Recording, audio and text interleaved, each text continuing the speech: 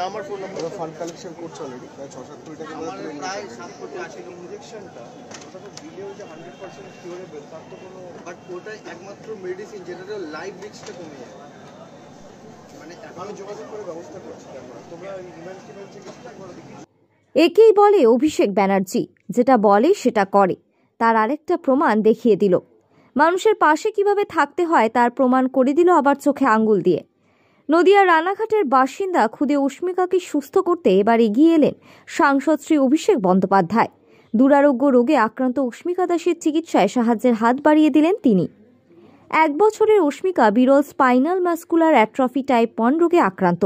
এটি এক ধরনের নিউরোমাস্কুলার ডিসঅর্ডার বা স্নায়ুপেশী রোগ।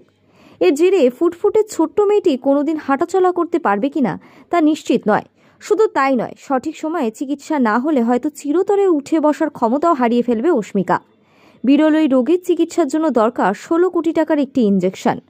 চিকিৎসায় সাহায্যের প্রত্যাশাতেই সাংসদ অভিষেক বন্দ্যোপাধ্যায়ের আয়োজিত সেবাশ্রয় শিবিরে বুধবার অসুস্থ মেয়েকে নিয়ে যান অস্মিকার বাবা মা।